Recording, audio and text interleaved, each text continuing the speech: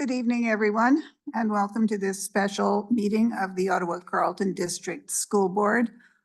Today, the 19th of August, 2024. I would like to call our special board meeting to order and acknowledge that this meeting is taking place on the unceded and unsurrendered ancestral homelands of the Algonquin Nation. And I would like to acknowledge and thank the Algonquin people for their stewardship of these lands since time immemorial and for sharing with us their grandfather teachings, which I hope trustees will keep in mind through our deliberations this evening. In accordance with the Municipal Conflict of Interest Act, does any board member have an interest to declare? Seeing none, I would now like to move on to approval of the agenda. Do we have a mover to approve the agenda? Trustee Presley? Are you moving? Seconded by Trustee Kaplan-Murth. Any discussion on the agenda? And I'm seeing none, so I will call the question. All those in favor? And opposed, and that motion is carried. Moving on then to the first matter for action. We are dealing tonight with report 24-097, trustee resignation and appointment process. Director, would you like to introduce the report? Through you, Madam Chair. Good evening, everyone. I'd like to turn this over to Superintendent McCoy with respect to providing an overview of the process for the trustee resignation and appointment. Thank you, Mr. Director, and through you, Chair. So the purpose of this item this evening is twofold. The first is to accept the resignation of Trustee Aziz, effective as of this evening.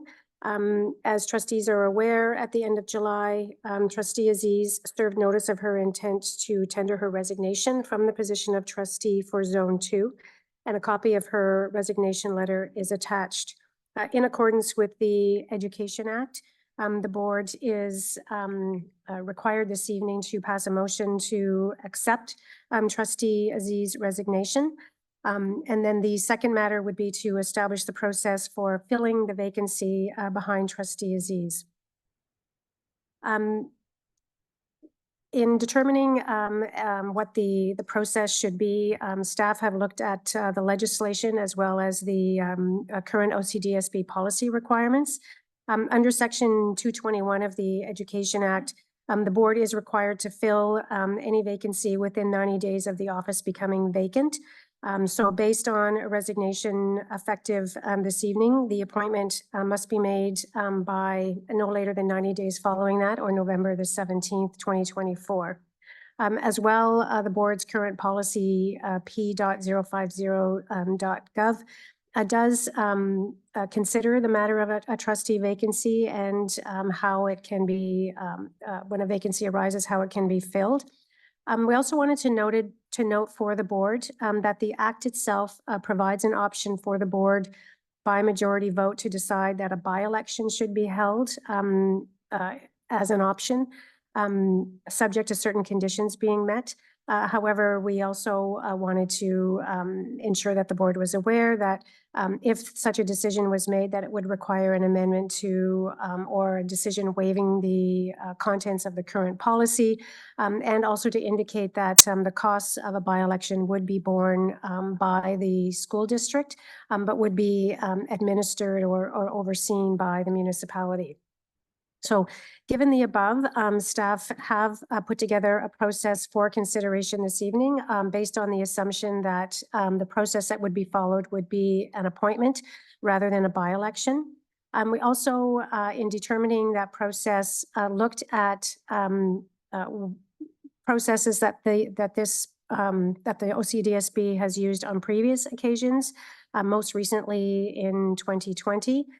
We also had an opportunity to speak with the director and to receive information from Durham District School Board, who just recently underwent a similar process when a member of their board resigned.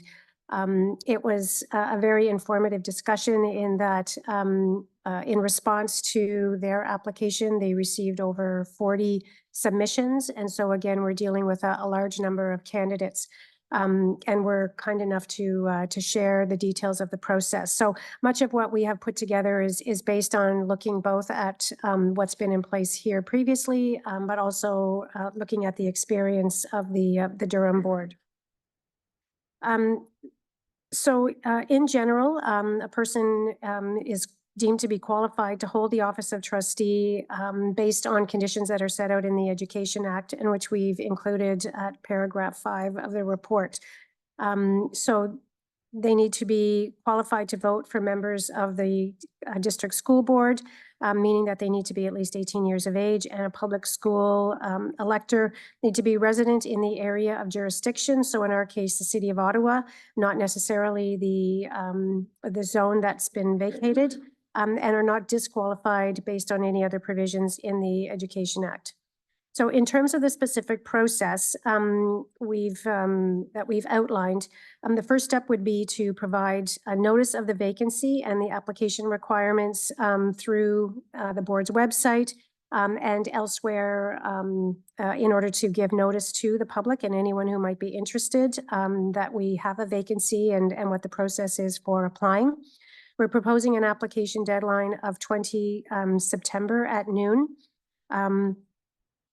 Interested applicants would be required to submit a letter of application using a prescribed form that would include uploading a copy of their resume and a completed declaration of qualification.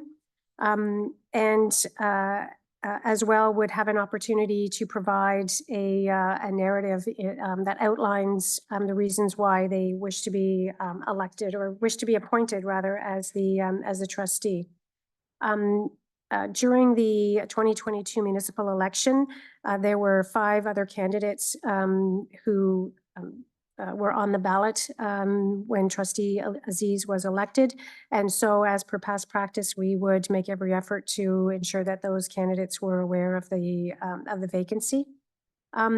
Once we received the applications by the timeline, staff would then confirm that all of the applicants met the eligibility requirements, and any who did not would be advised that they were disqualified. And then any qualified candidates would be invited to attend a public meeting and to make a short presentation regarding their candidacy and suitability for the position of trustee. We're proposing that the board meeting would be held in mid-October, which would provide an opportunity to select the candidate or the applicant, confirm their appointment, and then they would be sworn in at the beginning of the board meeting, the regular board meeting in October, so that they would be able to participate in that, and so that they would be in place prior to the organizational meeting, which happens in November. As we looked at the process, there were some guiding principles that we wanted to ensure that we were adhering to. We wanted to ensure that the process was fair, that it was transparent, and also looking at some of the challenges in terms of what might happen if we had a number of candidates. And so again, we're looking at how we could put a process in place that was also manageable by the board in the context of one meeting, recognizing that the board has a very busy fall calendar ahead. We have, as I say, outlined the a process for your consideration. In the interim, any constituency matters would be addressed through Chair Scott until such time as the vacancy is filled. And I should have started my comments, and I'm remiss in doing so, in terms of acknowledging and thanking Trustee Aziz for service that she has had so far as a board member. and indicating that it is with regret that we're putting it forward. But I know that the board will want to move forward in terms of meeting Trustee Aziz's wishes at this point. So if there are any questions, I'd be happy to try and answer those. Thank you for the introduction, and I have several names on my speakers list at this point. Bearing in mind that it is a late start for this meeting, and I don't know how late people will want to stay. At the same time, since this is a matter that has not come previously before the board through committee, the rules of committee apply as far as speaking times are concerned. So yes, three minutes to speak, and you may speak more than once. And that will be the case for both the items on the agenda this evening. And so my first name on my list is Trustee Jenkins. Thank you, Chair Scott. I would like to move the recommendation. And we do need a seconder. Trustee Blackburn will second that. Thank you. And I'd like to thank Trustee Aziz for her service. And well, you'll certainly be missed in around the board table with your many questions. My first question, though, is in the recommendation, just the spelling of Alicia's first name, though, is incorrect. We just need to adjust the spelling of her first name. But my question to staff, and thank you, Executive Officer McCoy, for the report. Can you just confirm what the eligibility requirement is for the trustee applicants?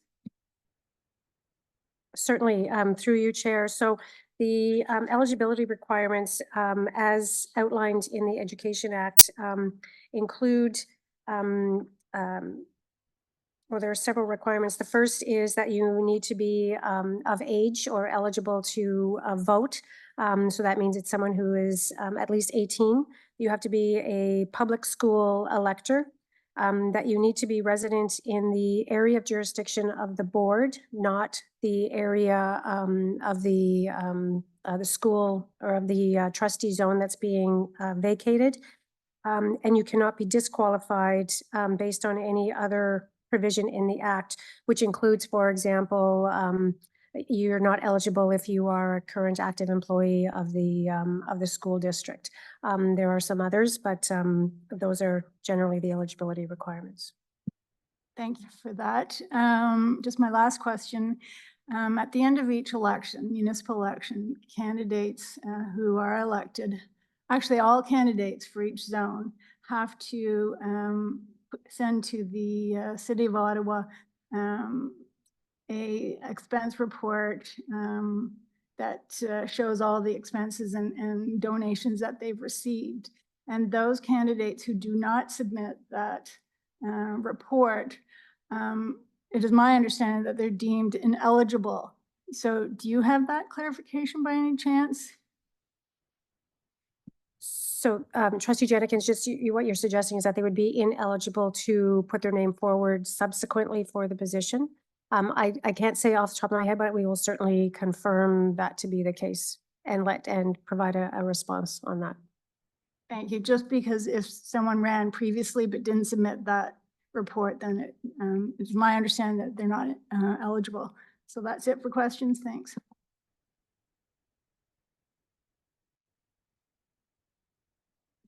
And so if that's it, we'll have an answer to that in due course. I will move on to Trustee Kaplan-Murth. Thank you, through you, Chair.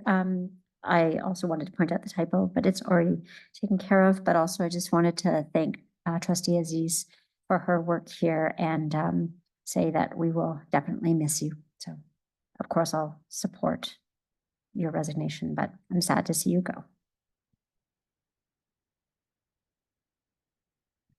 And next on my list, I have Trustee Blackburn. Thank you, Madam Chair, and through you. I too would like to thank Trustee Aziz for her service to the district, and I wish you all the very best in your future endeavors. And trustee Presley? Thank you, Madam Chair, through you. Trustee Aziz, it's been an absolute honor and pleasure working alongside you. I know you hate the spotlight like this, but we're going to keep giving it to you. So thank you very much. We all love and miss you very much.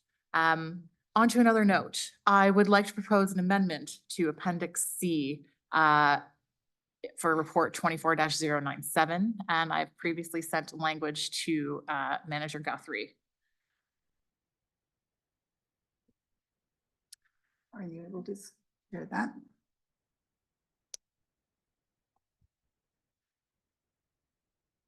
So if I may continue, if I have time, I know it's not introduction time yet, but why I am proposing this amendment is because I feel that it would be very beneficial to both any future candidates as well as the current board to have the opportunity to ask some predetermined questions in order to see how the potential candidates would do in a scenario-based question. I myself have never conducted an interview process without asking someone questions. Nor have I ever been part of a process where I wasn't asked any questions. And with the way that it's been laid out here, it should still be mindful of time and our time and the candidates' time, and would hopefully give us a better idea of the candidates that are looking to join our board and help with our goals and our mandate. Thank you. And I will ask if there is a seconder for that amendment. Trustee Milburn, thank you. And I think we will probably want to have staff comment on that. Thank you through you, Chair. So we certainly did consider how the attendance at the public meeting should proceed. And certainly one of the issues that we looked at was whether or not there should be an opportunity to ask questions in addition to the presentation that we would be asking each of the candidates to make. We looked at a few different models in terms of, for example, as we have with delegates in the past, where trustees could raise their hand and ask questions at their discretion. But again, we thought as a matter of fairness, it would be important for the process to be the same for each of the candidates. Again, we also looked at something similar to what Trustee Presley is putting forward in terms of developing a small number of questions, 1 to 3 questions that each of the candidates would be asked, or at least a short list that, trustees could ask a question, but it would need to be from that short list. So we did look at different models. And again, thinking about wanting to ensure that the process was fair and that it was transparent. One of our concerns, again, was around time. And I agree with Trustee Presley that the 2-step process that's being proposed would certainly reduce the time rather than asking each of the trustees a question. However, depending on the number of candidates, could still make it very difficult to complete the whole assessment in the course of one evening. And the difficulty is, especially if you note, and I think we would agree that if we're going to ask questions, there is some value in sequestering or, having the candidates in the waiting room where they wouldn't have an opportunity to think about the questions because they've seen them and they're like the 6th person to be asked as opposed to the 1st person. So one of our considerations was as well, if we are undertaking a process where we think it's important for the candidates to be sequestered until it's their turn, again, in terms of timing. So if we are going to provide each candidate with an opportunity first to present for 5 minutes, followed by a shortlisting, if you will, and then an opportunity for a small number of questions, and I think the amendment proposes 3. Again, depending on the number who survived the first ballot, if you will, could still make it difficult to complete in one evening. And certainly we can't sequester people overnight. So we would need to think about, I think, whether it's possible to do it in one evening or in 2 evenings, which for us, again, was a consideration when we're trying to think about all of the evenings that trustees already have committed. So again, we had an opportunity to hear from Durham, as I said. This is the process that they followed. Each candidate was provided with an opportunity to present for 5 minutes. There was no... One of the things they considered but opted not to do was to provide sort of a leading question or a framework for the candidates to use as part of their presentation. Other options that if trustees feel it's important to have something beyond 5 minutes is either to include written questions that you want the answers to as part of the application process, so that every candidate who submitted an application would need to answer those questions right up front.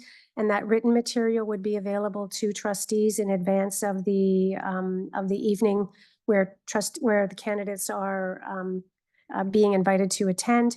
Alternatively, could be something that the candidates are invited to do in between the application process and once we confirm who's eligible. Or we could provide them with a question or some kind of a lead-in which the board would like them to address in the course of their 5-minute presentation. So again, there are some options which would still allow the board to contain sort of the time in terms of the presentation, but might still get at some of the concerns that Trustee Presley has outlined. So just have been thinking about some of the options and seeing the amendment and reflecting on some of the conversations that we had before we sort of finalized the process. So on the proposed amendment, Trustee Bell is the first speaker. Great. Thank you. Good evening, colleagues. Just quickly to say, Alicia, you've been a star and you've created a really healthy, inclusive environment on this board. I think you've made almost everyone that you've come into contact with feel comfortable, and you are an incredible leader. So now on to the amendment. Thank you, Trustee Aziz. The amendment, I wanted to say a couple of things. I became a trustee based on an appointment process a little, I guess it's 6 years ago now. And what I wanted to say is the interview questions went quite quickly in my case. And I think that they were very important. I think I can actually remember some of them.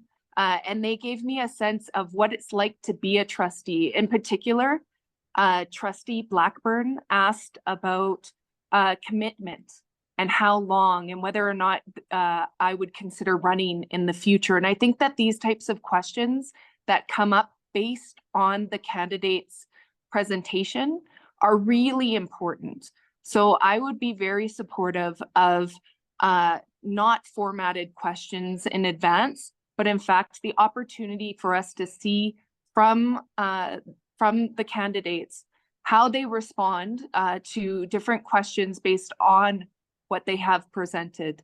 And so I want to say thank you to everyone who has been working on this process behind the scenes. It sounds like you've done a lot of research, but my 2 cents is that the in-the-moment questions are what we do when we're around the board table. And I think that in this process, it would really demonstrate to us how that person would step up and respond off the cuff as a trustee. Thank you, Trustee Bell. Trustee Lyra? So I am generally in favor of the proposed changes. I have a couple of questions and a couple of other thoughts. So I'm in favor of these changes because preparing a 5-minute presentation and writing a 1,000-word paper on why you want to be a trustee are 2 skills, but the ability to answer a question when it is put to you is a very important skill as a trustee. We get put questions by members of parent councils, we get put questions by members of the public, and if you've never run for public office, it might not be a skill that you have. And so I think the ability to answer questions that you didn't see coming is the kind of thing that we need to consider when we are trying to decide who should and should not be a trustee. And so I'm in favor of adding questions. Unlike Trustee Bell, I am of the opinion that the questions should be the same for every candidate because it's very difficult to compare apples and oranges. If you have one person who asks a question about governance and you have a different person who asks a question about equity, trying to compare those 2 answers is very, very difficult. And I'd much rather we come up with 3 questions or maybe a short list of questions beforehand and ask from that list as opposed to just whatever in response to their presentation. Also, I think with the proposed model, the time between the end of the presentation and the next round of questions means it's not going to be as conversational as it was the last time. Thinking back to the last time we did this, we had a number of, I think we had 17, 18 applicants. 14. 14? We had 14 applicants. But I think at least 9 or 10 of them were not given any votes and were eliminated in the first round of ballots. And so there's an inherent sort of shortlisting process that happens under the current system. I would rather we spend that extra time making sure that we're talking with the people that we have a real chance of giving the position to, and not saying, because we want it to be equal for everybody, we're going to limit the amount that we hear from our potential candidates. So I'm generally supportive of this. My question for the mover was, how do you see those questions being created? Is it the chair's discretion? Do we have a meeting and discuss it? Is it like, do we just trust staff to make 3 questions? Where were you envisioning those questions coming from? That can be answered in her wrap up. Okay. And I'm just looking, other speakers, Trustee Dixon. Oh, sorry, before that, Trustee Lee and then Trustee Dixon. Thank you, Madam Chair. So I understand where Trustee Evans was going with the 2-tiered, and originally I was hesitant with this idea, but actually with that thought, it was actually a pretty good idea. My only concern is with this line of questioning stuff. Because there's no way to have, even for if we shortlist it to a certain smaller group, there's no real way to have this in a fair manner, because this is going to be it's still a special board, will still be a special board meeting and will be publicized. So there's no way to sequester individuals with no access to any people outside this boardroom to give them information, because it's still going to be broadcast. So unless we're saying we're taking away their phones and all their communication devices, which I don't think we can exactly do, the idea that having a set list that they'll only find out as they come in isn't likely. And then that leads back to the issue of having different questions for different people and not having a apples to apples comparison. So if my only concern with the questions area is that if we're not going to be proposing questions ahead of time for people to answer, and we're looking for some of that off the cuff responses, I don't think we're going to get that. So that's my only concern with the way that this is framed. Thank you. Trustee Kaplan-Murth. Thank you, through you, Chair. I think those are good points, and I support I definitely support the idea of our asking questions of the candidates, much like we did in the process of hiring the director, where we had, it doesn't have to be a committee, but we had set questions that we asked each of our candidates, and then we could analyze their results. We could talk about like how they answered their questions. I think it's really important for all the reasons that have already been mentioned. I do think that that the way in which people answer questions is an important indicator of how they would be able to respond to other issues. I actually don't know, so I'm not sure in when you did this before, if all the candidates were in the room or you were calling them one at a time, but the comments that Trustee Lee just raised make me wonder, why would we have to worry about them hearing through social media? If they were all in the room, they would all hear the questions. I don't think that one person having had a few extra minutes to hear, the prior person answer would really be an issue if we asked whichever candidates we decided to be interviewing questions in different orders. So you had, let's say we had 3 questions and 3 candidates. One of them gets to answer this one first. Another one gets to answer this one first. they each get to be the first to answer one of those questions, but they each have to also think on their toes and come up with decent answers. I'm sure there are ways around this. Anyway, I think I would trust staff to figure that out, but I do think we need to have the opportunity to ask questions, and they should be the same questions asked to each of the candidates. Thank you. Trustee Dixon. Through you, Chair. I like the idea of having three set questions for everybody, because it only makes it fair and you can really gear them better. But I have one question, and when it comes to electing, right? Why is it that we choose to go to 5 candidates instead of choosing the one that was in line? Like when we had the first election, right? Like Alicia, and then the next person that was in line after her, and then the next person. Like, I'm just trying to understand why we didn't do that instead of going out to get 5 candidates. I wonder if there is a staff comment on that. Through you, Chair. So the Act indicates that the board has the discretion to either replace through a by-election or through an appointment process.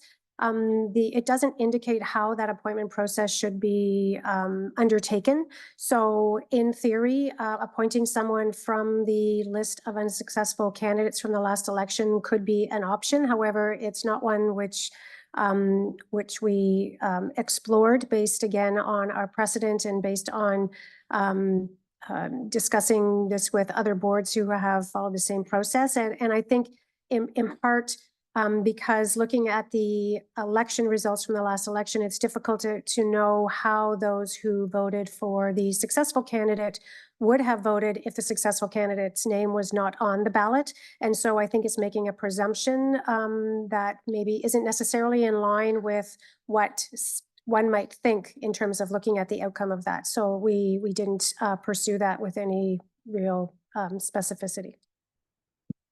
Thank you. Are there any other first-time speakers? Trustee Blackburn on the amendment. Thank you, Madam Chair. I have a unique perspective on this because I believe I'm the only one at the table who's actually been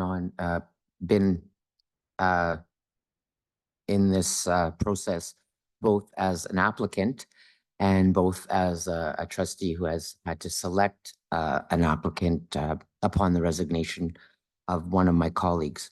I concur with Trustee Presley.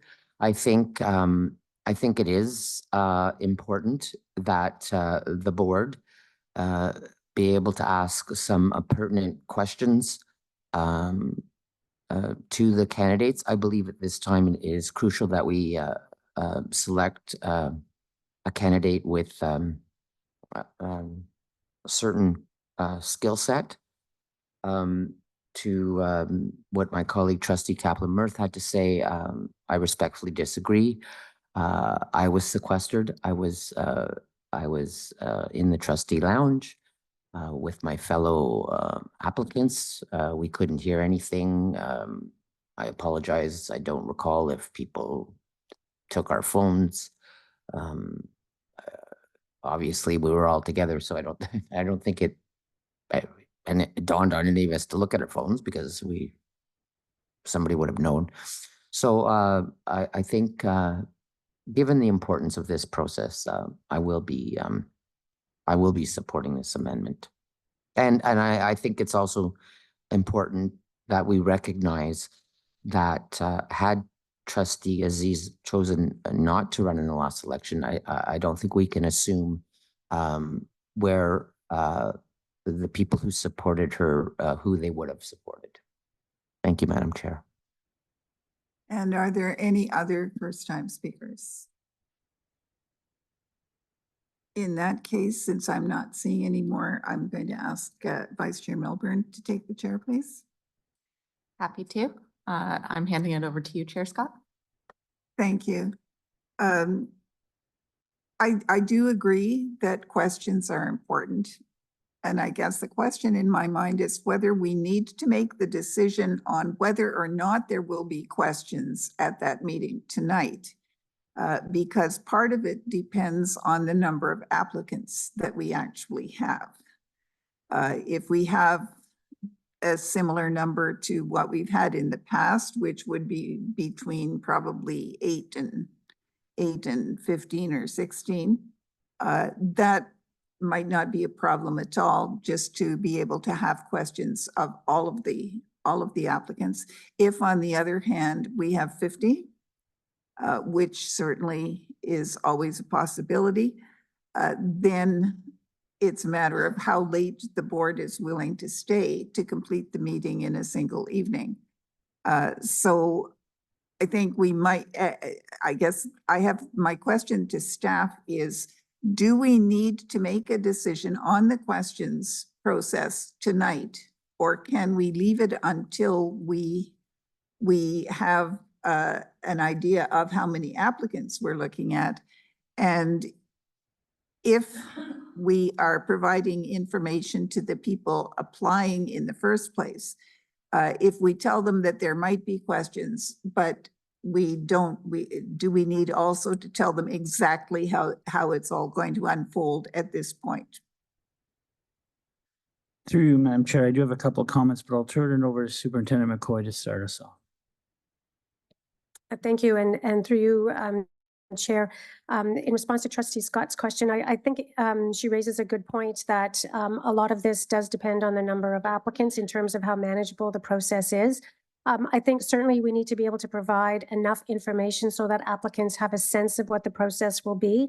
But I think that could be certainly limited to indicating that following the application and the confirmation of eligibility, that applicants would be invited to attend a board meeting for a presentation/interview, the details of which could be provided following the closure date of September the 20th, or within a certain period of time in advance of the meeting, again, so that applicants would understand what the process is coming in, and that might actually allow for some additional time and consideration based on how many we receive.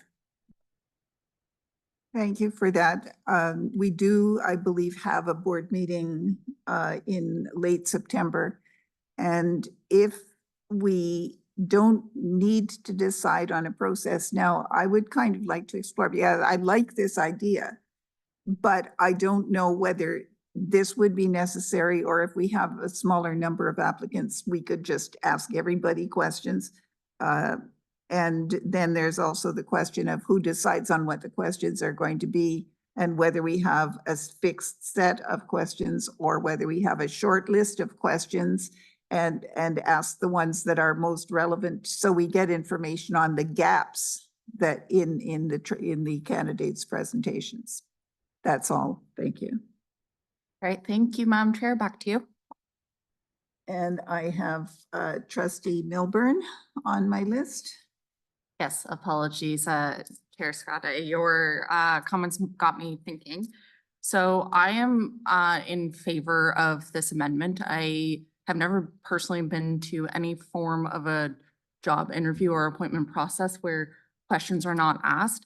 I also am going to say that I think it's really important that once we hit the ground running for opening the application process for the trustee position, that we make the decision tonight on the next steps. I think that how we decide the questions could be left up to debate, but I think it is within the best interest for opening this application that we say, if we're going to be asking questions during the interview, to make it as clear and concise and equitable to all of our applicants as possible, and to not surprise them. And whether we have 50 applicants, whether we have one applicant, I think it shouldn't matter. I think this is part of being transparent of how we're going to go through this recruitment process, especially since we're not going down a by-election process and letting the people decide. So I just wanted to, your comments gave me pause to think. Thank you. Thank you, Trustee Milburn. And now I'm on to second-time speakers, Trustee Lyra. Yeah. And then Trustee Kaplan-Meier. Trustee Milburn said a lot of what I had intended to say. I think that we should be making this process really clear from the outset, because this is a public appointment process of a public official, and making sure that we are doing all of this in full view and make sure that we're setting out the process at the beginning, so nobody later says, well, they changed the process after I'd applied, or I decided to apply, they changed the process, or I didn't apply because I thought this process was one thing and then it became something else later. I want to avoid all of that by sort of nailing down everything at the outset, because that just sounds like a bunch of bad press that doesn't do us any good, to have people coming out and saying, well, I didn't apply because I was expecting one thing and something else happened, or I did apply and then they changed the process and then they didn't pick me. And so I'm with Trustee Milburn. I think we nail this down tonight so that we don't have nothing comes out of the woodwork later. Thank you. Trustee Kaplan-Meier. Thank you, through you, Chair. So following from the logic of sort of where the conversation is going, would it be, because the motion, the original motion doesn't actually state the exact process of how we're going to interview, right? It doesn't say that we're not going to do interviews, though. It just lays it out. Does it say that we can't do interviews? I think it says according to report 24097, and that lays out the principles, the guidelines. But it doesn't specifically say that. I see. Okay, so because it doesn't include interviews. So could we make a sub amendment to this amendment to say that we want to ensure that once we have an understanding of the number of candidates, that we will develop some form of interview process where we can ask questions? Is there some friendly way of just revising this to make it kind of an agreement tonight that we are going to have interview questions as part of this process? Director. Through you, Madam Chair, just hearing the conversation, a couple of points to add. I appreciate the spirit of the amendment. I do agree with the comments made that consistency of process is important for every single candidate. That doesn't preclude stages of some kind of an appointment or a review process that says, would you be or should you be selected? There would be an opportunity to speak and then have questions asked. If the quantity of applicants is significant and there needs to be an initial screening, that's not an uncommon part of the process. It's part of what we do as staff.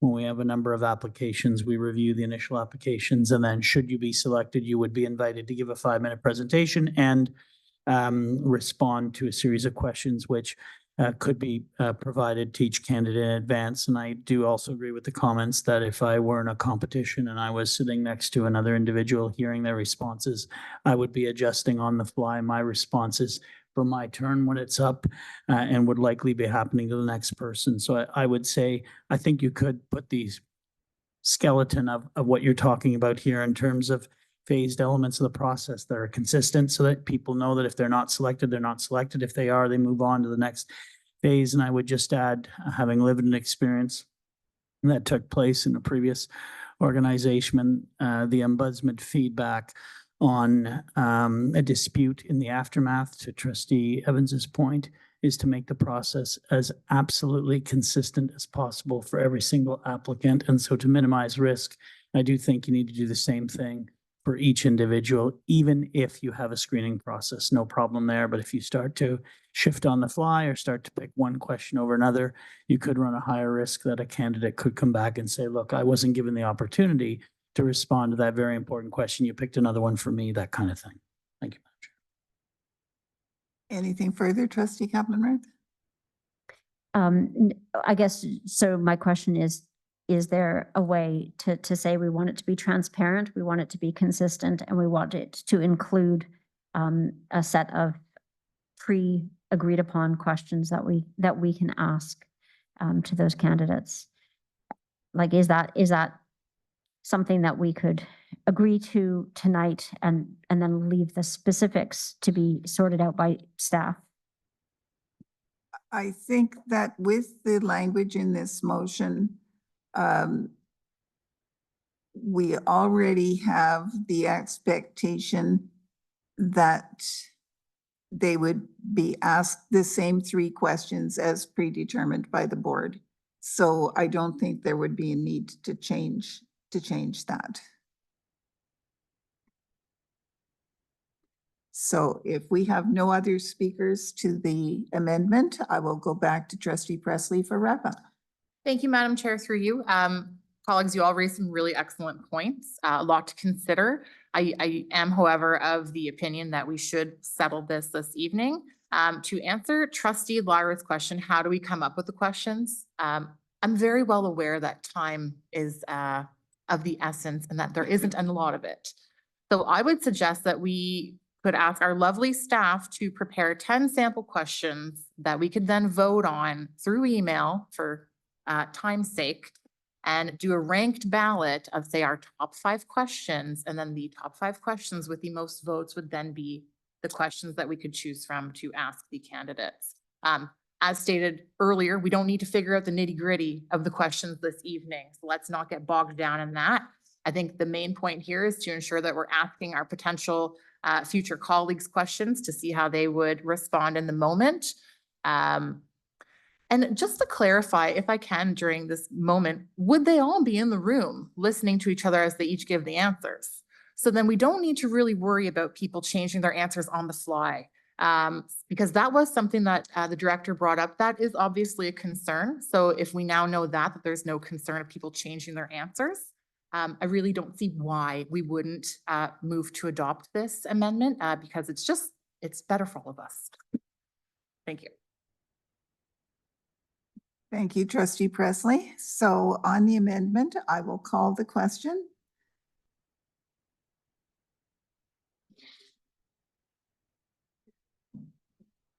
We're still using rules of committee, but we still have to vote on the amendment. So all those in favor of the amendment? And opposed? And the amendment is carried. Thank you, Trustee Presley. So any further discussion on the motion? And if there is no further discussion on the motion, I would like to go back to Trustee Jenkins for a wrap up. None required. In that case, I'm hoping that everybody has a functional e-scribe, and I will ask Manager Guthrie to open the vote, please. I do not have my iPad, Manager Guthrie. I vote in favor. My scribe is not functioning. I vote in favor. My scribe is not functioning. I vote in favor.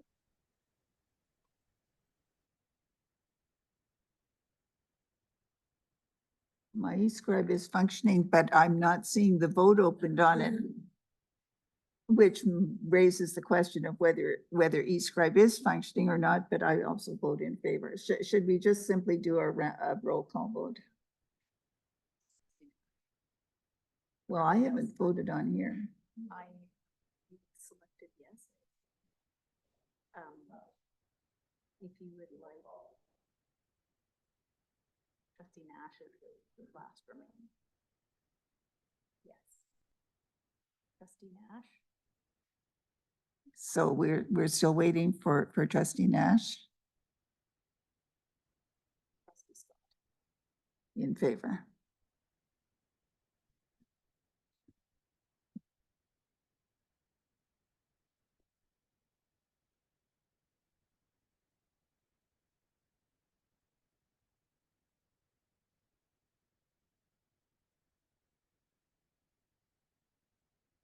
It's 11 in favor. There's former student trustees are in there, but So I was just trying to decipher the names that I was expecting to see.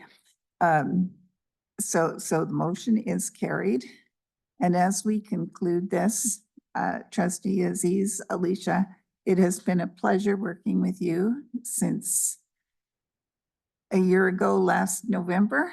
And I think all of us will share in wishing you every success in your future endeavors. We will be looking forward to having you come back at some point so we can make a small presentation for you. Director?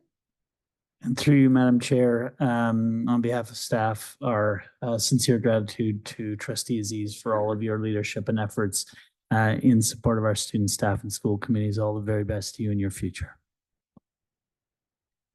Thank you so much. And now you are free.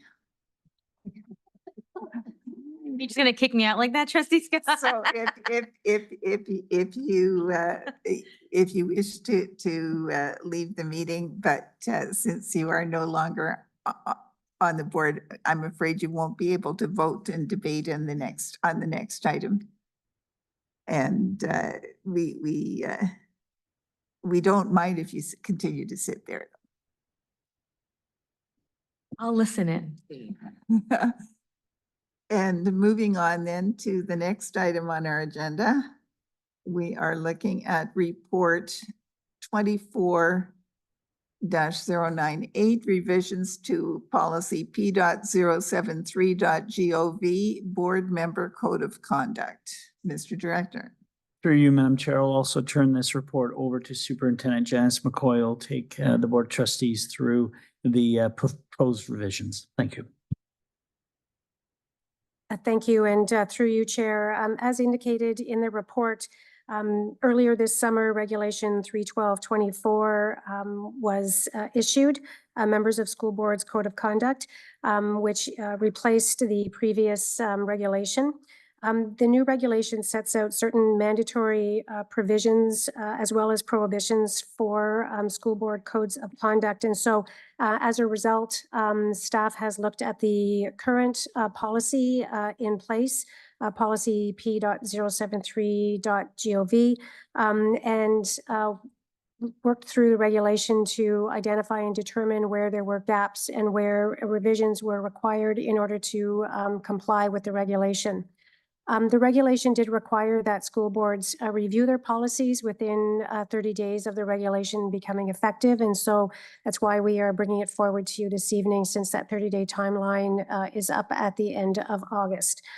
So if I can draw trustees' attention to paragraph 5 of the report, it outlines what we've identified as the key changes from the regulation and specifically what the mandatory obligations and prohibitions are.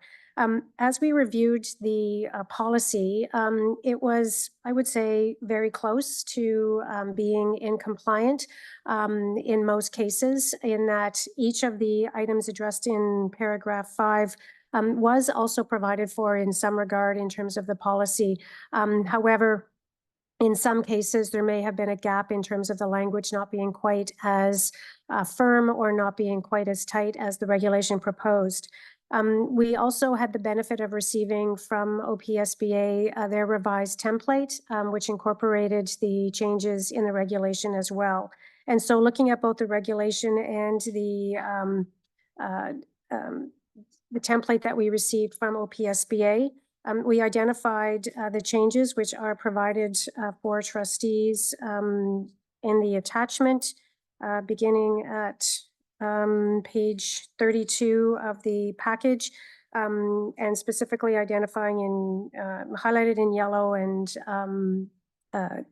bold italices what the changes are. So I won't go through all of them, but I think specifically you'll see that for the most part, the changes related to tightening up some of the language under the section titled Integrity and Dignity of Office.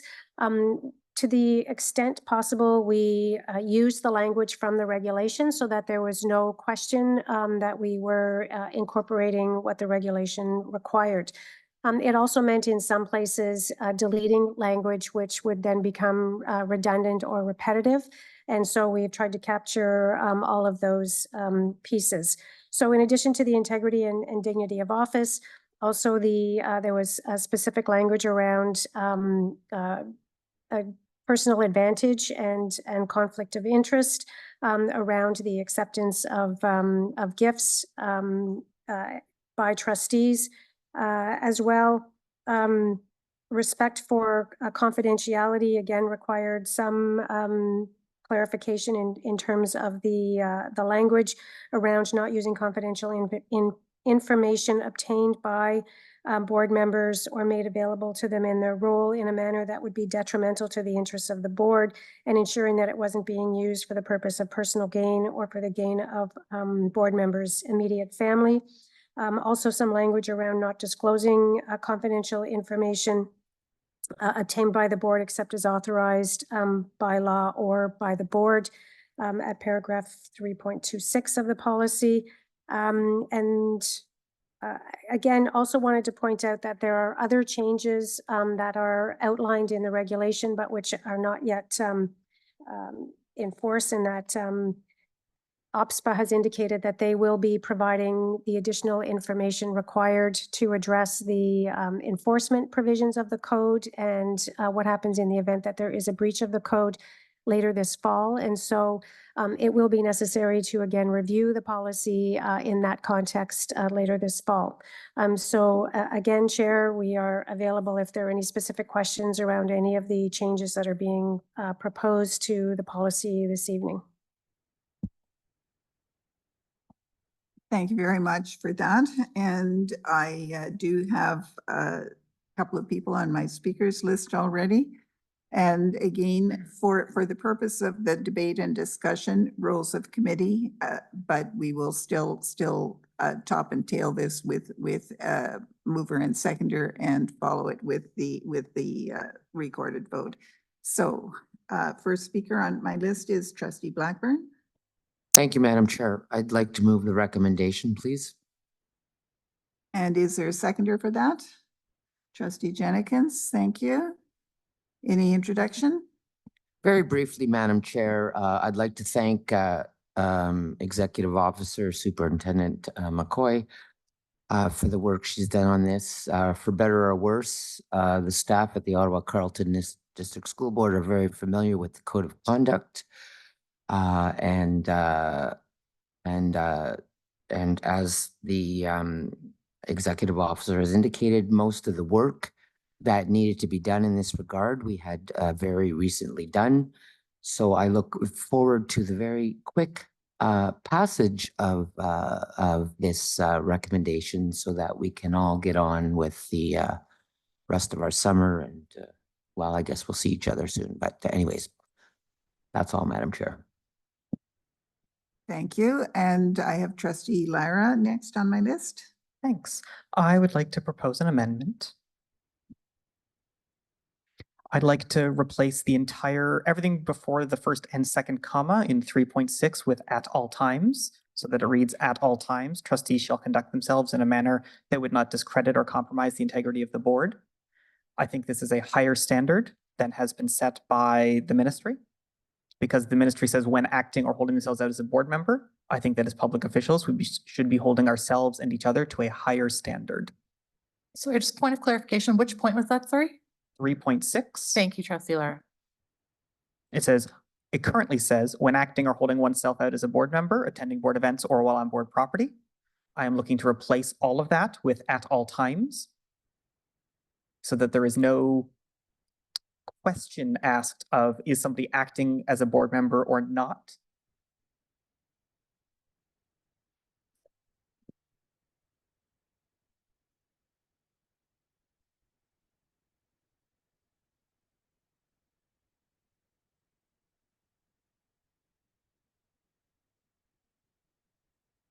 What, Let's Then get, agreed. let's going on the take a screen. moment to get the wording sorted here. So we will have about a 2-minute recess so that we have the wording clear so that everybody understands exactly what it is. Did you just want to be on the list?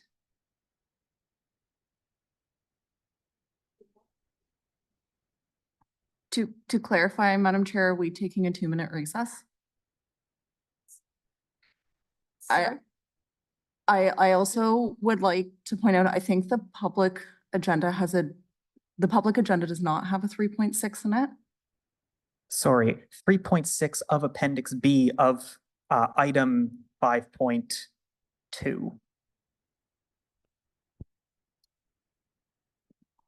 You mean page 2 of the document? Which that- is the the language of the policy with the amendments Apologies, I highlighted found in it. yellow. Apologies. On the screen. And it looks as though we have the proposed amendment in front of us. And now that we can actually see the amendment I will first ask if there is a seconder for this amendment. Trustee Presley will second that.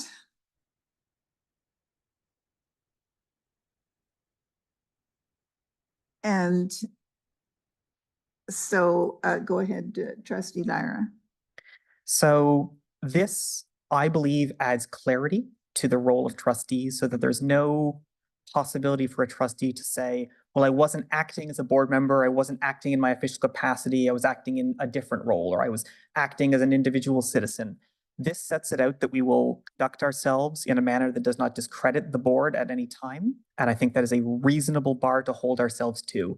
I understand the ministry is only asking us to hold this bar while acting as a board member or while on board property, but as elected and public officials, I believe that we can hold ourselves to a higher standard. And I would encourage my colleagues to make these changes so that we do hold ourselves to a higher standard.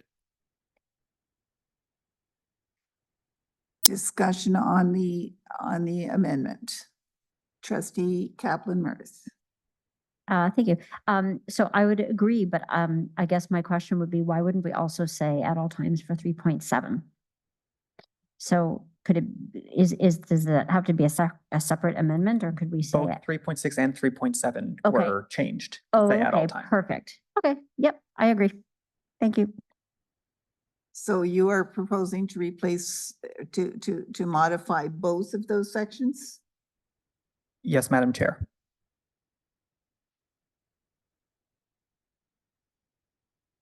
Anything further, Trustee Kaplan-Meier? No, that's it. That's perfect. Thanks.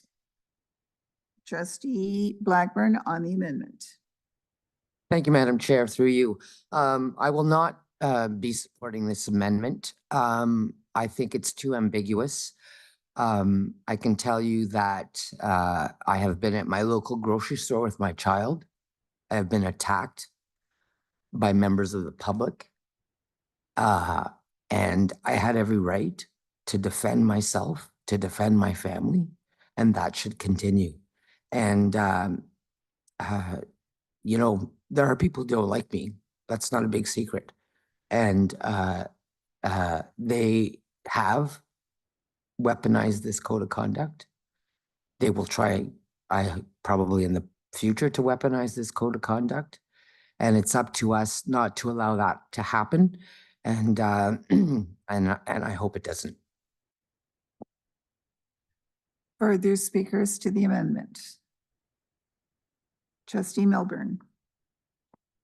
Thank you, Madam Chair. I would like to voice my support for this amendment. As I have stated in previous code of conducts, I believe that the level of respect and the bar that we hold should be higher. And I think that this amendment is a step forward to do that. And I believe it's the right thing to do. And I would encourage everyone to vote for it. Trustee Presley. Thank you, Madam Chair. Trustee Blackburn, I'm so sorry that happened to you. That's never acceptable. I do like my free speech, but in the role of a trustee, we have certain obligations and we should be holding ourselves to a higher standard. So I do support this amendment. Trustee Jennings. Thank you, Chair. Thank you, Trustee Blackburn.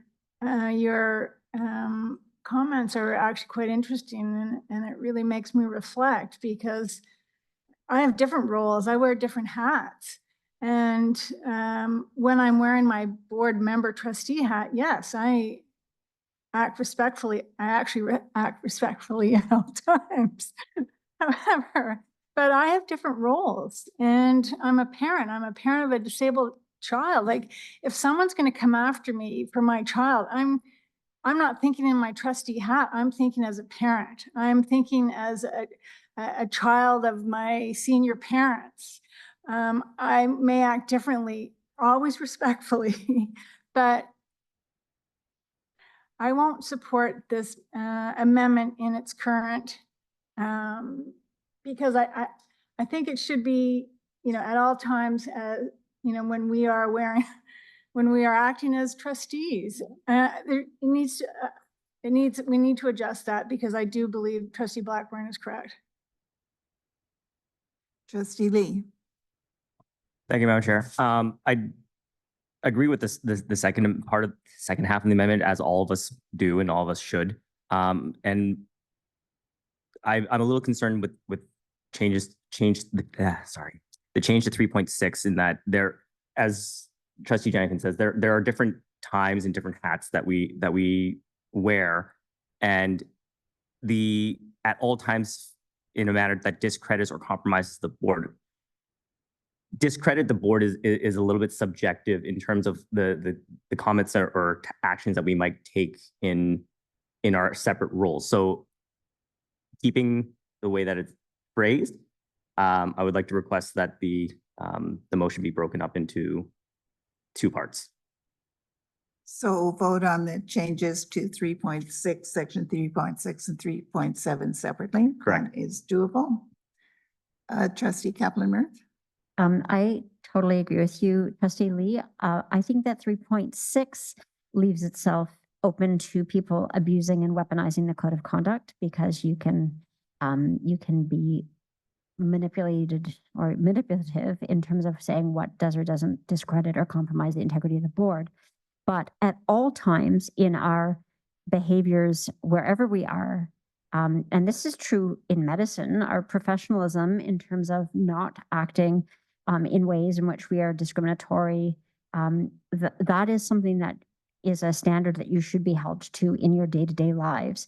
Even if, and I understand Mama Bear, you protect your children, but even if somebody is coming after your child, there would never be any reason in which it would be acceptable to discriminate against a person based on their race or their ancestry or their place of origin or their color or their ethnic origin or their citizenship or their creed or their sex or their sexual orientation or their gender identity or their gender expression or their age or their marital status or their family status or their disability or their socioeconomic disadvantage.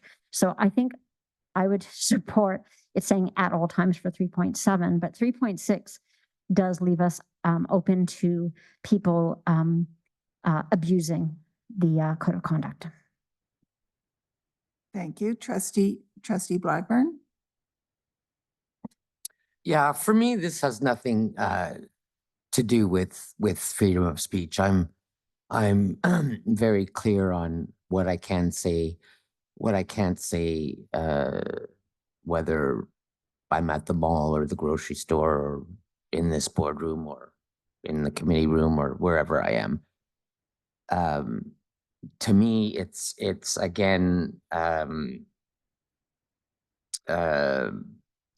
you know, for instance, I play on a softball team from time to time, you know, maybe even though we're a bunch of older ladies who engage in this behavior, from time to time, it, you know, gets heated. Somebody bumps into somebody, somebody tags somebody, somebody hits somebody. You might say something in, you know, whatever. And would somebody break the board and say, oh, whatever, you know, I mean, that would be an abuse. And again, depending on who's the board, depending how people are feeling about me on any given day, who knows where it goes. So I will not be supporting this amendment. Any further speakers to the proposed amendment? Back to you then, Trustee Lyra, for wrap up. Oh, sorry, Justine, I missed you. That's all right. Trustee Bell. That's all right. Thank you so much for the opportunity to speak. I also want to echo what you've experienced, Trustee Blackburn, is not acceptable. Another point that I want to make that I think I've heard from my colleagues as well is weaponizing the code of conduct is also not acceptable. I think either way, I'm happy whether or not we say at all times or not, because I have the confidence that those around the table will take the spirit of what is trying to be said here, which I think ultimately is at all times behave yourself and ensure to uphold the dignity of the board. I really hope as we move forward, as we are all aware that the code of conduct can be used as a tool to a weapon, that we choose not to move forward in that way. And we choose to take the high road and speak to each other with kindness and respect and uphold the dignity of the board and our leadership as leaders around this table. We need to do and be the best we can at all times. We've been elected to do so. And so either way, I know that the fellow trustees around the board, around the table will act. I have great confidence in that regard. And I think we've seen recently some lessons learned, and I really appreciate the recognition that this is something that we need to deal with going forward. Thanks. Thank you, Trustee Bell. Now back to Trustee Lyra. I appreciate that people want to change one and not the other. I think it would be better if we held ourselves to a higher standard, but if we don't, that is the bar that we have set for ourselves. I do not think it is fair or appropriate to come back later and say, why are you acting in such a way if we don't agree to raise the bar? So if we say we are only expecting people to not discredit the integrity of the board when they are on board property, that means that at any time, if you are acting in a way that would otherwise discredit the board, but not doing so on board property or not doing so when holding yourself out as a board member actively, then we are saying that that is not a violation of the code of conduct. And if that is the bar we set, so be it. I just think it's an incredibly low bar. I would encourage all my colleagues to support the changes I've proposed. Thank you, Trustee Lyra. And is that a legacy hand, Trustee Bell? And so we will be voting on the amendment first to section 3.6, and I will ask people to hold their hands up long enough that I can actually count them. So I will call the question. All those in favor of the change to section 3.6, that's the first of these two. And those opposed? And that amendment fails. Now on the second amendment to 3.7, all those in favor of that amendment? And opposed? And that is carried unanimously by those present and voting. So anything further, Trustee Lyra? I have no further amendments, but I do have a further comment, and that is that we have not made any proposed revisions or any proposed substantial revisions to the section about, to section 3.33, which says that the chair is the spokesperson for the board to the public. No other board member shall speak on behalf of the board, represent themselves as spokesperson for the board unless expressly authorized by the chair or the board. When individual board members express their opinions in the media, they must make it clear they are not speaking on behalf of the board. We have made no changes to that policy. We have run into disagreements about the interpretation of that policy in the past. Assuming we are going with the last interpretation that this board had, that's fine. I just want to make sure that we are all aware that that is what we are doing by not making amendments to this section. I have no amendments. I'm happy with the way things are. But I don't think everyone around the table has been happy with the way things are. So this is your opportunity to make those amendments if you were so inclined, and then we can have a discussion about them. That's all. Thank you, Trustee Lara. Any other speakers to the motion? Trustee Lee. Just a quick clarification. In Appendix B 30.13, I'm assuming that the sub-bullet should be stricken because I think they've been moved to another spot. I just wanted to note that editorial item. Director or executive officer? Sorry, Trustee Lee, I was trying to catch up to where you were referring to. So in Appendix B, Section 3.13 has been strucken out, but the subparagraphs A and B have not. They've been moved to 3.11 D and E, and I'm presuming that the intent was for subparagraph A and B to be struck. That's correct. Thank you for catching that, trustee Lee. And anything further, any other speakers to this? Trustee Jennings? Thank you, Chair. So trustee Lara did raise an interesting point with 3.33. And I do believe we have run into problems with individuals approaching the media or speaking to the public outside of the chair as the representative. So as a representative of the board, I'm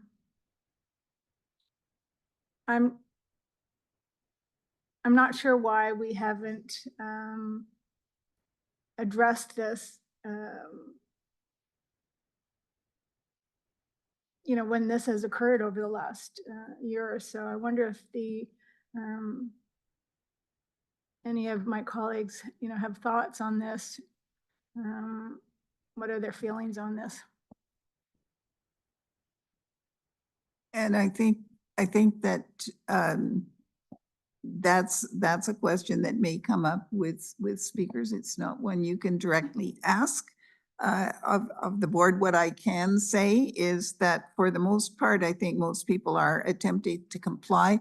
The question is the free speech question. And not speaking on behalf of the board. And that may be colored a bit now by the concept in the new language from the ministry in the regulation around holding oneself out as a member of the board. Because if you identify yourself as a member of the board, that I would assume is holding oneself out. But I don't know what the ultimate fallout will be, because a lot's going to depend on whether or not something happens that is untoward, and there ends up needing to be legal opinions or code of conduct actions or who knows what. So I will look to trustee Blackburn because she did put her hand up. Yeah, I mean, I'm very clear when I do media interviews with members of the media that I state very clearly at the beginning of each interview that I am speaking on behalf of myself. I'm not speaking on behalf of the board, and that I'm about to share my personal experience based on my opinion based on my personal experience of 14 years sitting in this room.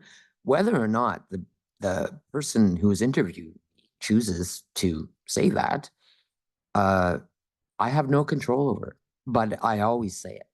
And so, I refuse to have my my free speech limited ever. Any other comments on the motion?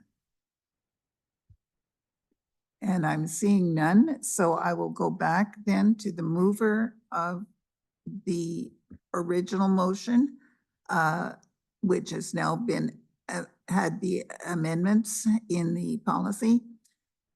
Trustee Blackburn. Thank you, Madam Chair, and I thank my colleagues for a fulsome, vibrant debate, and I look forward to a unanimous support of this. And I again thank Executive Officer McCoy and her team for their work. Thank you. So that, I think, brings us to the end of our deliberations, and that means we are looking at a recorded vote. And since we seem to be having problems with eScribe, why don't we just do a roll call vote right off the top?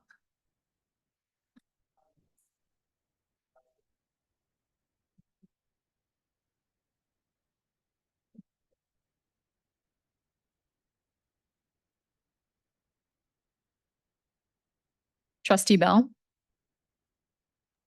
In favor. Trustee Blackburn, In favor. Trustee Milburn, In favor? Trustee Scott, In favor. the rest of trustees have voted using the eScribe app. I will close the vote and share the results.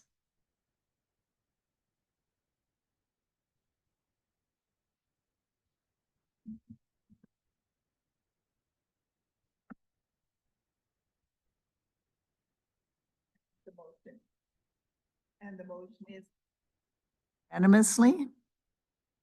And that concludes our business for this meeting this evening. I would like to thank everybody for managing to arrange to come on relatively short notice. And especially Trustee Aziz, because I'm sure she is having very busy times. So I would like to say that the meeting is adjourned.